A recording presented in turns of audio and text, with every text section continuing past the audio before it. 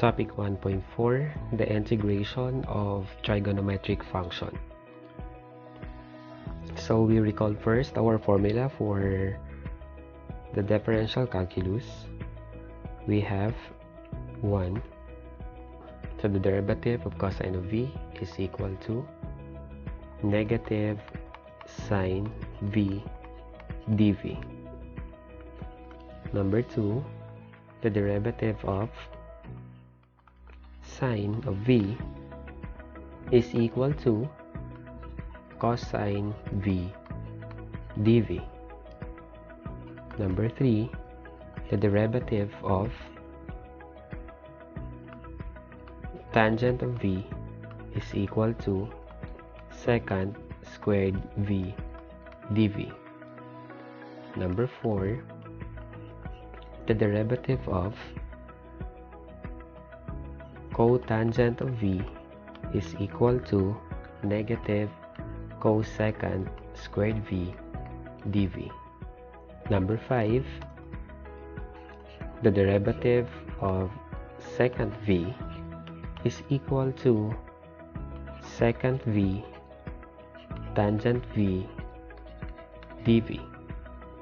Number 6, the derivative of cosecant v is equal to negative cosecant v cotangent v dv.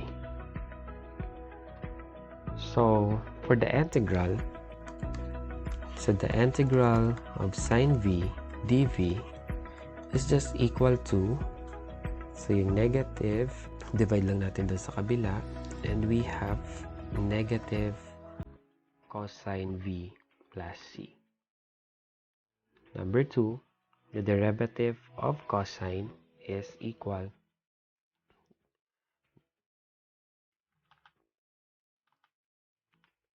Number 2, the derivative of cosine v dv, the integral of cosine v dv is just equal to sine v. The integral of cosine v dv is equal to sine v plus c. So number 3, the integral of secant squared v dv is just equal to tangent v plus c. Number 4, the integral of cosecant squared v dv, lilipat na natin yung negative sa kabila. We have negative cotangent v plus c. And number 5, the integral of secant v tangent v dv is just equal to secant v plus c. The integral of cosecant v cotangent v dv is equal to negative cosecant v plus c. We notice that these formulas in our integral calculus is just the reverse of the formulas in differential calculus. Example 4.1, we have the integral of sine 4x dx. So from our formula, we have the integral of sine v dv is equal to negative cosine v plus c.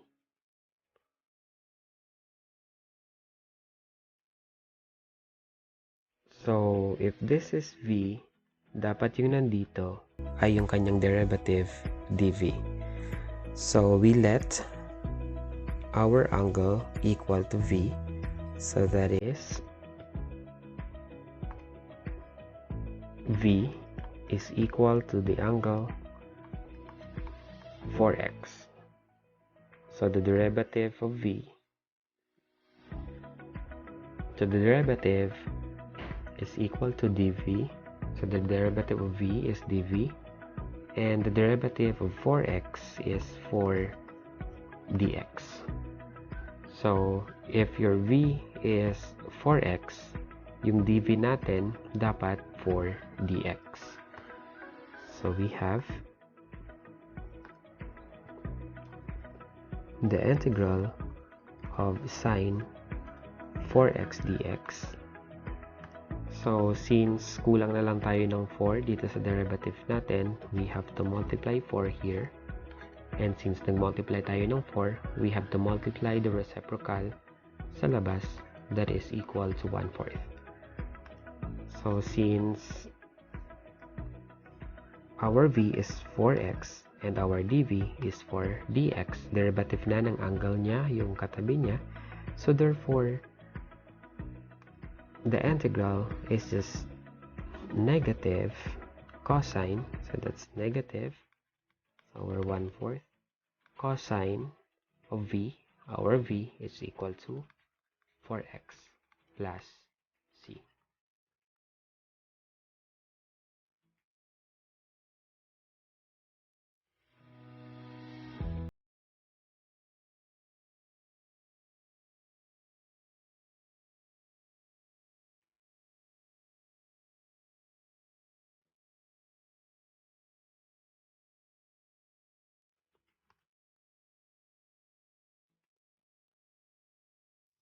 So we let our v is equal to the angle x over 3. So your derivative dv is equal to dx over 3.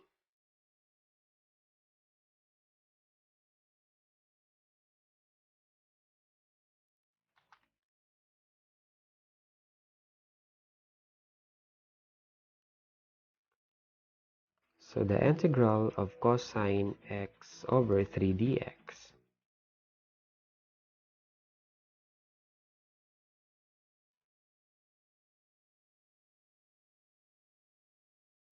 what we have to do is to multiply 1/3 and we multiply the reciprocal sa labas, so that's 3. So since this is our v and this is our dv, so therefore the integral is just sine of v.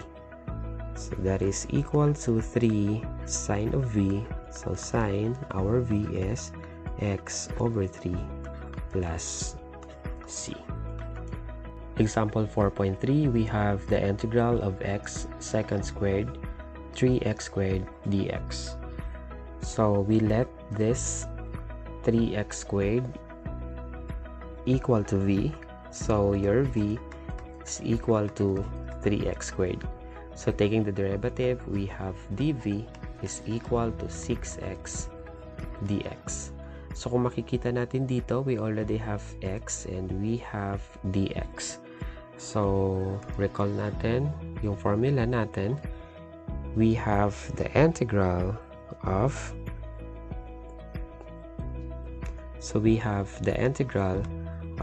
second squared v dv.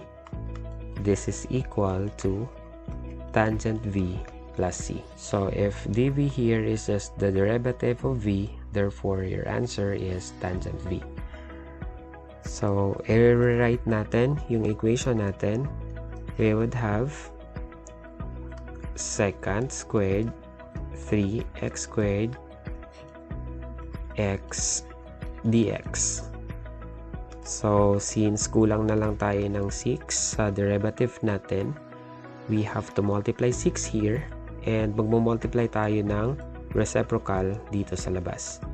So since derivative niya na yung katabi niya, we have here 1/6 and the derivative of second squared is tangent and our v is 3x squared plus arbitrary constant c.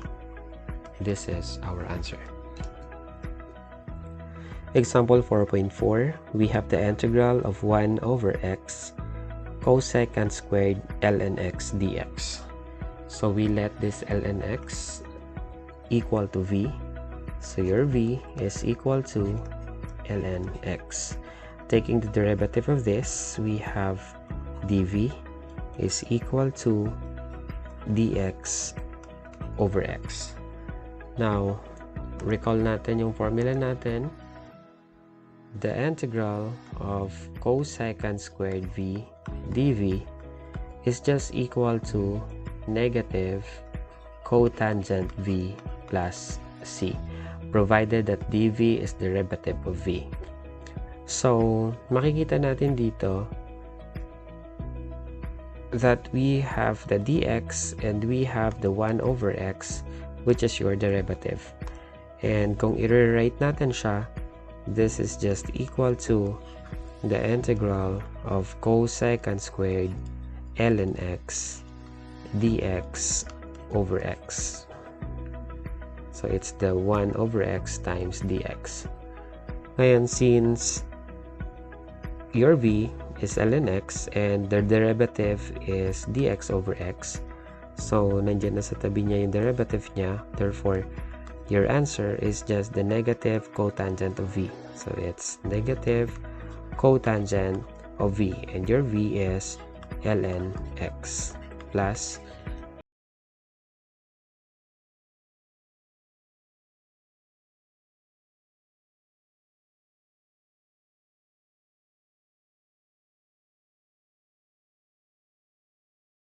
the integral of e raised to 3x cotangent of e raised to 3x dx.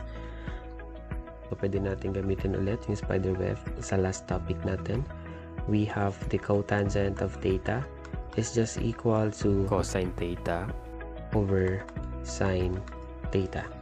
So we can rewrite our equation equal to e raised to 3x cosine of e raised to 3x over sine e raised to 3x dx. So since the cotangent is just the cosine over sine of e raised to 3x. So kung titingnan natin dito, this is just the same with our previous topic. So let's check if the derivative of the denominator is in the numerator, then this is integrals leading to logarithm. So we let our v is equal to sine e to the 3x. If we recall the formula for the derivative of sine, so the derivative of sine v is just equal to cosine v dv. So we have here the derivative of v is dv.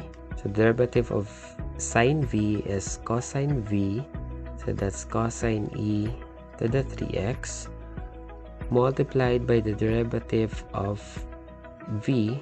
So since your v is e to the 3x, so the derivative of e raised to v is e raised to v dv.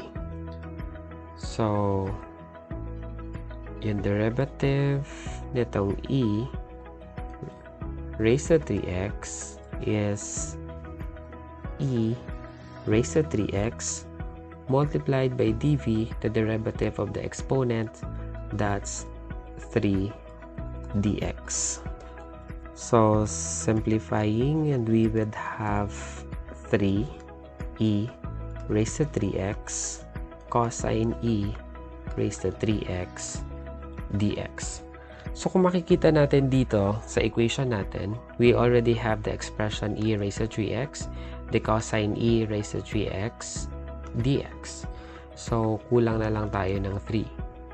So what we have to do is to multiply 3 here. So since nag-multiply tayo ng 3, we multiply 1/3 dito sa unahan. And we would have 1/3. Since derivative na ng denominator yung numerator, so from our previous topic, the integrals leading to logarithm, it is just equal to the ln of the denominator sine e to the 3x plus c.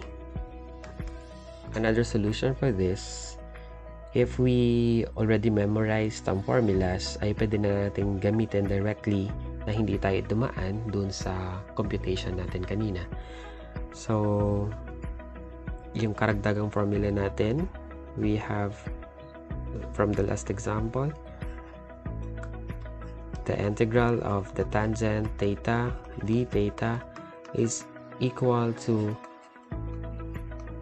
ln of secant theta plus c. So, sabi ko nga, basta tan yung apelyido, siya ay insect. But, kung apelyido niya naman ay cot, sino kaya may apelyidong cot?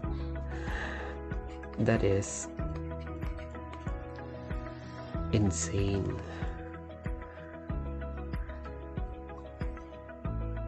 Okay, so since we have here the cotangent of e raised to 3x, so we let our e to the 3x equal to v. So taking the derivative of this, dv is equal to e raised to 3x 3 dx. So your dv is equal to 3 e raised to 3x dx. So kung makikita natin dito, we already have the value of e raised to 3x and dx. So 3 na lang yung kulang natin. So this is equal to the integral of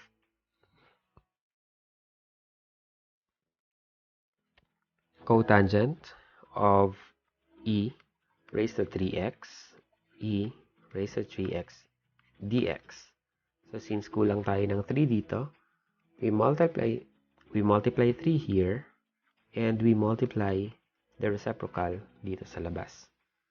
So since derivative na nitong e raised to 3x yung nandito, so therefore your integral is just the natural logarithm of sine of theta. And this is equal to 1/3 ln of sine, and your v is e raised to 3x plus c.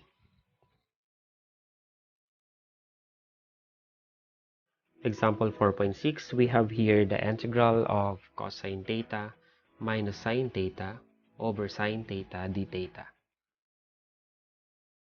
So, ang gagawin lang natin dito ay paghihiwalayin natin siya because sa properties natin, no, sa algebra, if we have a minus x over b, pwede natin itong i-express as a over b minus x over b. So we have here the integral of cosine divided sine.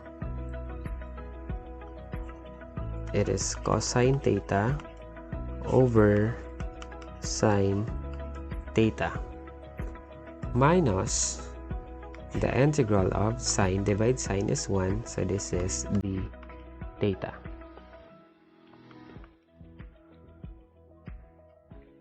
Now, for our topic, integrals leading to logarithm, we let this denominator sine theta equal to v. So v is equal to sine theta. So our dv is equal to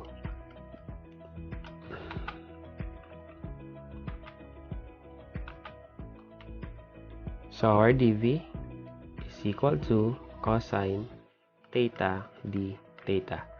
So since derivative ng denominator ay nasa numerator, so it is just equal to the natural logarithm of the denominator. So this is equal to ln of the denominator sine theta minus the integral of d theta is theta plus c.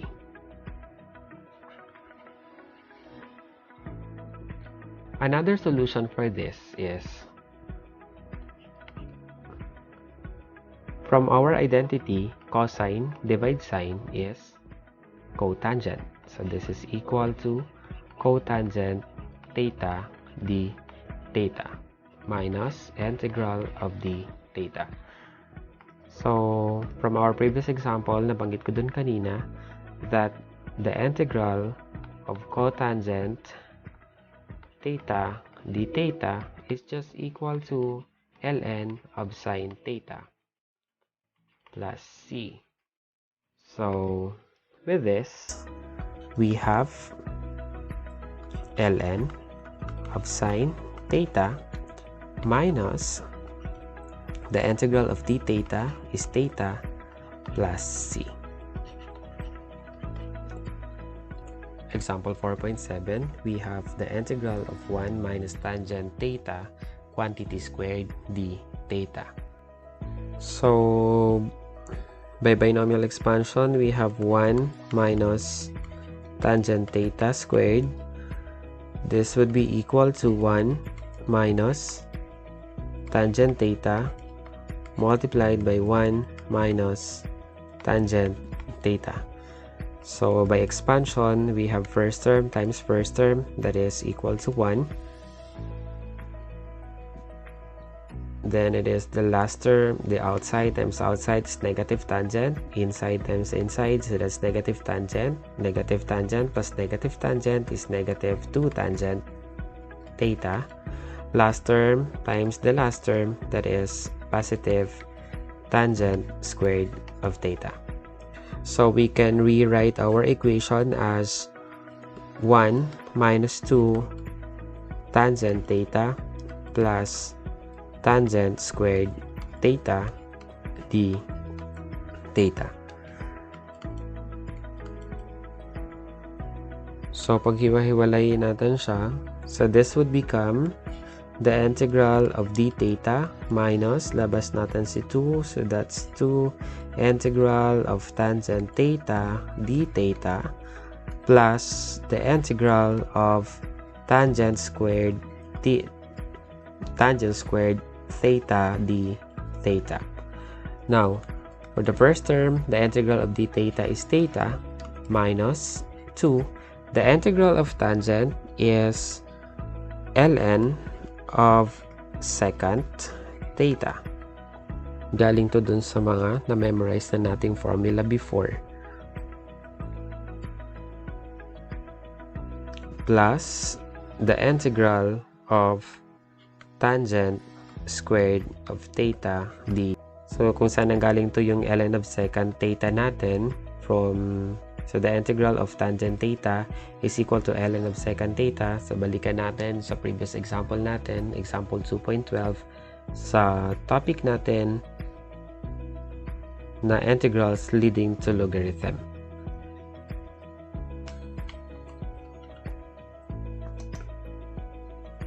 Okay, so dito gagamitin ulit natin yung identities. So review muna natin yung identities natin, yung ating Pythagorean identity. So actually we have 3 identities from Pythagorean identity na sine squared plus cosine squared plus 1. So papakita ko lang kung saan sila nanggaling and para isa lang yung i-memorize natin. So ang kailangan mo lang i-memorize na Pythagorean identity is this: sine squared plus cosine squared theta is equal to 1. Ito lang yung i-memorize natin at mapapalabas na natin yung dalawa pang ibang identity galing dito sa identity natin na sine squared plus cosine squared is equal to 1. So the first one is we divide everything by sine squared of theta. So we have sine squared theta over sine squared theta plus cosine squared theta over sine squared theta is equal to 1 over sine squared theta. So mapapalabas natin dito yung pangalawang identity natin, which is sine squared divide sine squared is 1 plus cosine divide sine is cotangent, so that is cotangent squared theta, and 1 over sine squared is cosecant squared theta. So this is our second identity.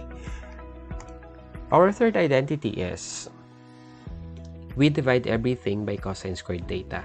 So we have sine squared theta over cosine squared theta plus cosine squared theta over cosine squared theta is equal to 1 over cosine squared theta. So lalabas dito yung pangatlong identity natin, sine divide cosine, that is tangent squared theta, plus cosine divide cosine is 1 and 1 over cosine squared is secant squared theta. So itong tatlong identity na to ay magkakasama. So makikita natin, we have here the tangent squared theta d theta, and that is identity number 3. So from the identity number 3, we can say that the tangent squared of theta is just equal to secant squared theta. Lipat natin sa kabilang side, that is minus 1. So papalitan natin to si tangent squared theta ng secant squared theta minus 1. And we would have, this is equal to theta minus 2 ln of secant theta plus the integral of secant squared theta minus 1 d theta. So this is equal to theta minus 2 ln of secant theta plus the integral of secant squared theta d theta minus the integral of d theta. And we have here theta minus 2 ln of secant theta plus the integral of secant squared is tangent. So this is tangent theta minus the integral of d theta is theta plus c.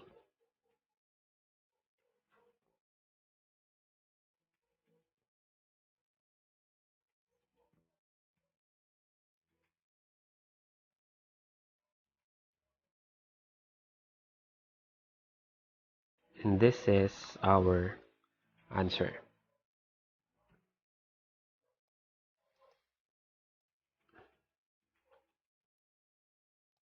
Another answer for this is what you see in your module, that is theta.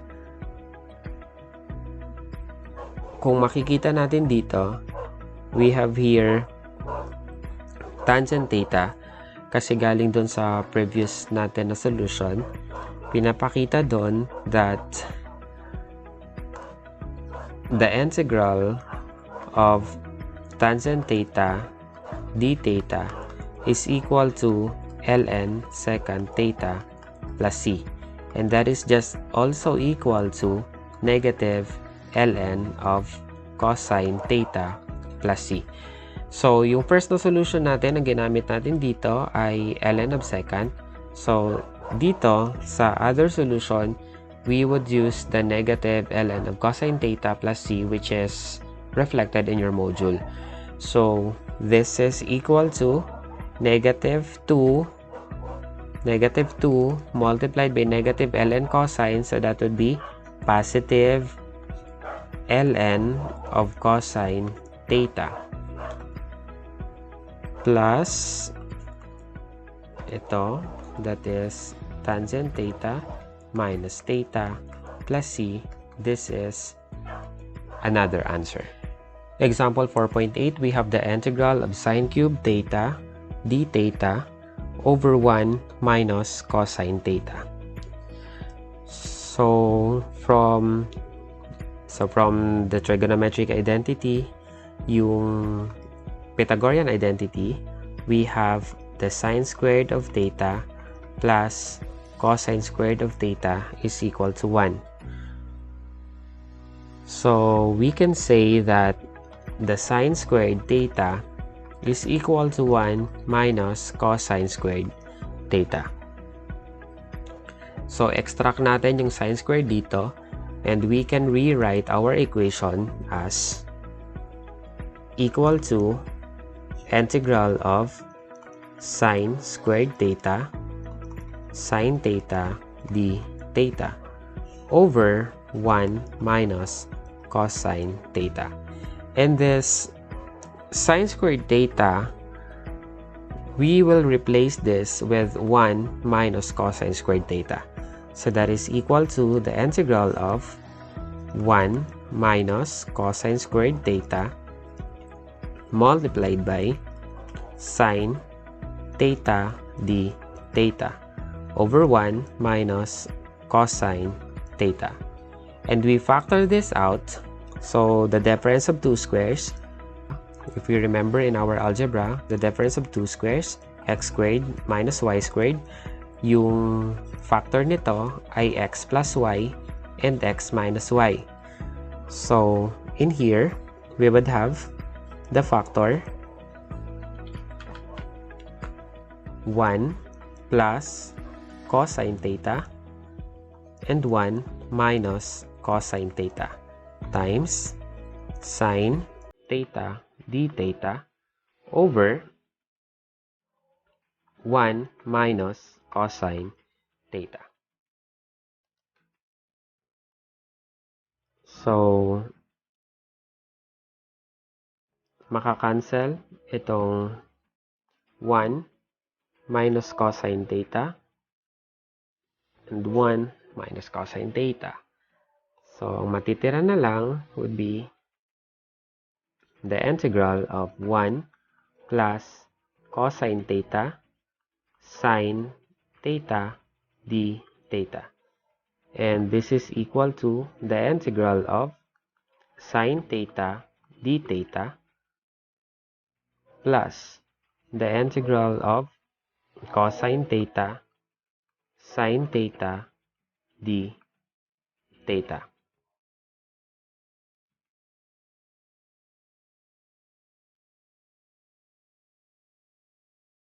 So, taking the integral of sine theta is negative cosine.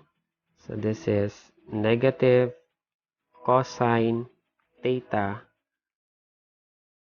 And this cosine theta, sine theta, d theta is just your example 1.5 from the previous topic. So, makikita natin doon na ang sagot nito is just sine squared theta over 2 plus c, and also this is equal to negative cosine squared theta over 2 plus c. So, our first answer is sine squared theta over 2 plus c, or this is also equal to negative cosine theta minus cosine squared theta over 2 plus c.